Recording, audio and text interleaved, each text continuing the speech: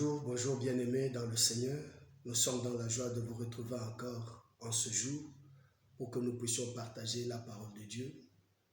Bien sûr, malheureusement, on ne sait pas se retrouver encore en l'église ici en Afrique du Sud, comme les églises sont fermées. Continuons à prier. Dieu est fidèle jusqu'à ce que nous allons reprendre le plus vite possible. Je le sais. On va reprendre. Continuons à prier. Il n'y a pas à se décourager. Dieu reste Dieu. C'est pourquoi je vous amène cette parole ce matin ou ce soir, ça dépend de là où vous me suivez. Je donne un titre tout à fait simple ce soir sur ta parole. Sur ta parole, je prends deux textes de base dans Luc chapitre 5, le verset 5 qui dit ceci. Simon lui répondit, « Maître, nous avons travaillé toute la nuit sans rien prendre, mais sur ta parole, je jetterai le filet. » C'est notre premier texte. Et le deuxième, nous le prenons dans Jean chapitre 2, le 5e verset aussi. Rapidement, je vais vous le lire. Jean chapitre 2, le verset 5e. Sa mère dit au serviteur, faites ce qu'il vous dira. La mère, ou sa mère dit au serviteur, faites ce qu'il vous dira.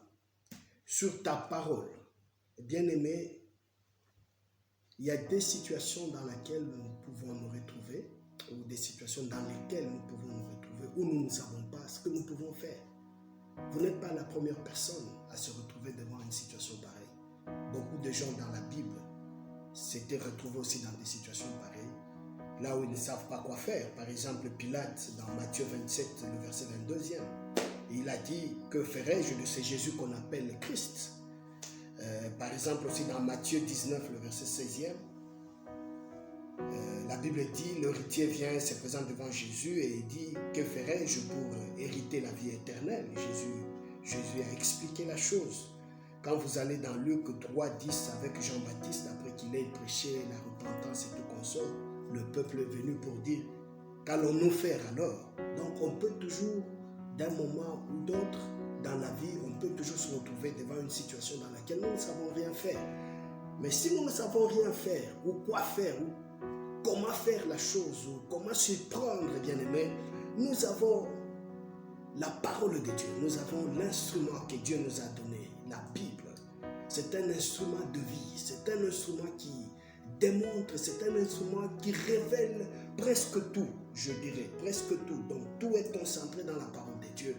Tout est dans la parole de Dieu. Je vais vous donner quelques solutions rapidement là. Par exemple, si vous ne savez pas quoi faire pour une situation donnée, faites ce que la parole de Dieu vous demande de faire. Faites ce que la parole de Dieu vous demande de faire. 1 Jean chapitre 2, le verset 17e dit, faites la volonté de Dieu. Faites la volonté de Dieu. Donc toute situation est connectée à une certaine volonté de Dieu. En pratiquant cette volonté ou en mettant en pratique cette volonté de Dieu, vous allez voir que vous allez vous en sortir. Il y aura une solution pour vous vis-à-vis de cette situation-là. La deuxième des choses, si vous ne savez pas ce que vous pouvez faire pour sortir de cette situation-là, laissez l'Esprit de Dieu vous diriger. Vous connaissez Romains 8, 14 qui dit que ceux qui sont conduits par l'Esprit de Dieu sont fils de Dieu. Laissez l'Esprit de Dieu vous révéler la chose. Psaume 31, 3 dit la même chose. Il va vous orienter. Il va vous conduire, il va vous diriger. Laissez l'Esprit de Dieu qui va vous diriger et vous allez sortir du problème.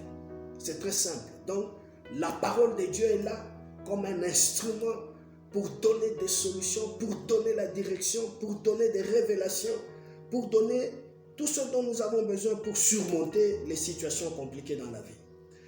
Troisième des choses, si vous ne savez pas que faire pour une situation donnée, regardez l'exemple de Jésus-Christ. On dit que nous avons le mind de Jésus-Christ. Eh bien, regardons ce qu'il a fait pour telle situation. Qu'est-ce qu'il a fait? Qu'est-ce qu'il a donné comme solution? Appliquons la même solution. C'est très simple. Nous avons la solution. Amen. Parce que nous sommes ensemble. Je vais donner aussi le quatrième point. Si vous ne savez rien faire pour une situation donnée, Ésaïe 30, 21 dit, vous entendrez la voix derrière vous qui vous dira, prenez ce chemin, prenez cette direction. Donc, on va vous donner le chemin à prendre, la direction, le chemin. Tu vas entendre la voix. C'est toujours l'Esprit qui va vous conduire. L'Esprit va vous diriger, ainsi de suite.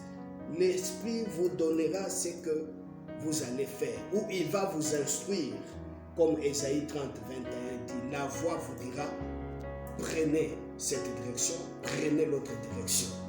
Donc c'est facile, actons selon la parole de Dieu.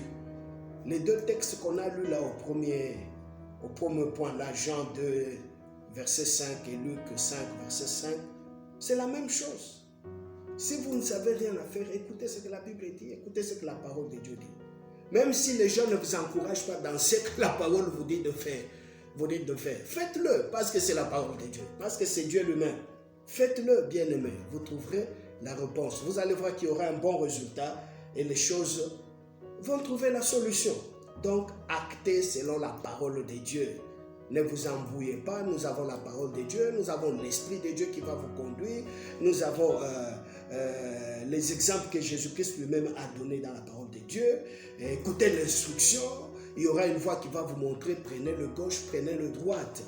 Bien-aimés, pratiquez la parole de Dieu, prononcez la parole de Dieu, méditez la parole de Dieu, déclarez la parole de Dieu, vivez dans la parole de Dieu, réveillez-vous dans la parole de Dieu, que la parole de Dieu soit partie intégrante de votre vie. Vous pouvez même changer votre futur, votre avenir, votre destinée est collée à la parole de Dieu et à la parole qui sort de votre bouche. Vous devenez ce que vous déclarez dans votre vie. C'est d'abondance du cœur que la bouche parle. L'homme devient ce qu'il déclare, ce qu'il croit, ce qu'il exprime. Ça finit par créer un monde à lui, ça finit par créer une vie meilleure ou une mauvaise vie. Ça dépend de nous-mêmes avec la parole de Dieu et la parole que nous croyons dans notre cœur et que nous faisons sortir. C'est ça la solution, bien-aimés. Prenez l'instrument que Dieu nous a donné. C'est sa parole. C'est la Bible. Courons avec cela. Nous verrons que nous aurons un avenir meilleur et nous allons nous accrocher à lui et nous aurons la vie. Et la parole de Dieu, c'est la vie parce que Christ lui-même est la vie. Déclarer la vie, déclarer la parole de Dieu, c'est déclarer la vie. Déclarer l'Esprit de Dieu, c'est déclarer la vie. Déclarer la vie, c'est déclarer la réussite, le progrès, tout ce que vous voulez. La santé, tout cela, c'est lié à la parole de Dieu. C'est le peu que j'avais à vous partager ce soir ou à vous donner ce soir afin de vous fortifier. Accrochez-vous à la parole de Dieu. Que Dieu vous bénisse. Ayez un bon dimanche. À la prochaine. Que Dieu vous bénisse. Nous allons prier. Seigneur Dieu d'amour, merci parce que tu nous as donné un instrument qui peut nous aider pour toutes les situations possibles dans la vie. Et cet instrument-là, c'est la Bible. Cet instrument-là, c'est ta parole éternelle qui répond à toute situation possible dans la vie.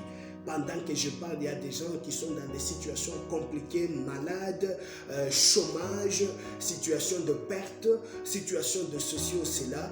Recevez la parole de Dieu au nom de Jésus-Christ. Ceux-là qui sont déjà malades, réveillez-vous par cette parole qui est la puissance de maîtrise de Jésus-Christ. Recevez la santé. Ceux-là qui sont troublés, découragés, recevez la force par la puissance du Saint-Esprit. Et ceux-là qui sont dans la confusion totale, recevez la lumière par la parole de Dieu. Que Dieu vous bénisse, que Dieu bénisse sa parole. Au nom de Jésus-Christ, avons-nous ainsi prié. Amen.